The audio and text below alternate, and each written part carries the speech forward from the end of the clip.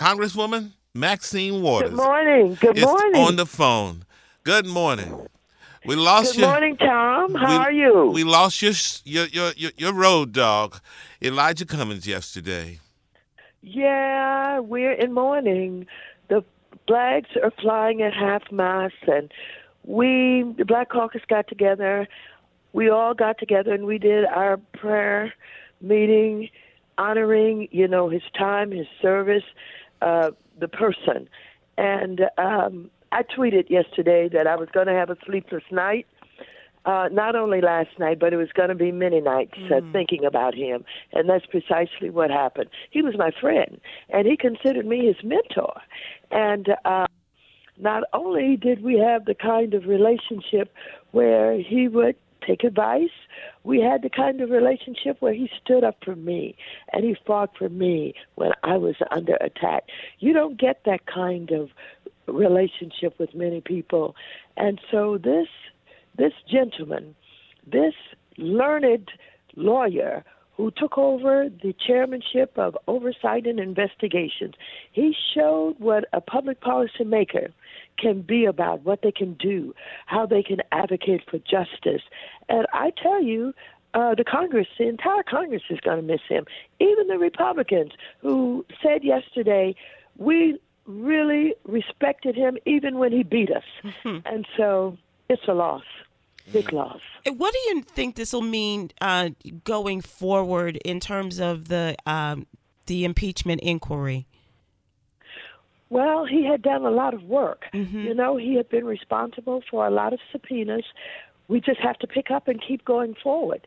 Of course, his committee was one of the central committees dealing with the seeking the documents and issuing subpoenas, and we can't let that stop.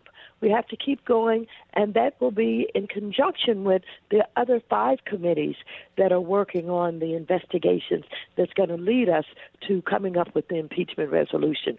We just have to keep going. And what about the moral conscience of the Congress, of I dare say of Washington, D.C., with a loss as great as this? Well, one of the things that Hoyer said yesterday is we are going to have to focus on who he was, what he stood for, and we're going to have to not just have a moment of silence, but we've got to have, a commitment to trying to emulate his leadership and his morality and all of that. So I think there are a lot of thoughts going on now about how we can be good, honest elected officials, how we can be the best advocates for the people who need us, and how we can even be better than what we have been individually and collectively. I was looking at, just going through all of the news stories and things, Congresswoman Maxine Waters, about Congressman Elijah Cummings, and there was a picture of you along with then NAACP President Kwesi Mfume and the man who replaced him in the House. Do you remember? Do you have any memories of first meeting Elijah Cummings, or just a memory that you will hold forever? Well, yeah, I do have some memories. When I chaired the Congressional Black Caucus, I decided to organize a trip, in his area, in his district. I was focusing on the AIDS epidemic and what we could do to garner more resources and how we could get a line item in the budget to actually deal with this issue that had been, basically unattended to for a long time. And I can recall how he set up visits for us. I think we went to Johns Hopkins. I believe that we went to a community restaurant. I believe that we talked with people on the street. And so it was all organized by him in his district, in his area. And that's the kind of leadership and assistance that he provided and that he gave to anybody who was trying to do something. And I have very fond memories of that trip. We got on, a bus that we, were afforded by the government so that all of us could go up at one time. We filled up that bus and we went, and he provided the leadership so that we could be connected to individuals in his district, some of whom had constituents, some of whom had been trying to talk with everybody about the need for more resources, and some of whom could be good advocates and give us support as we move forward to get what we needed to deal with the epidemic. He was. I think that people are getting it today, and unfortunately, after his passing, what a powerful force he was around the country. I think many of us knew and respected him for that, but there are others who just didn't realize the kind of power that he had and overwhelming influence, and as I said, a moral conscience. Absolutely. And his presence alone was just powerful. We watched some clips yesterday of him in some of the big hearings that he held. His expressions were absolutely precious.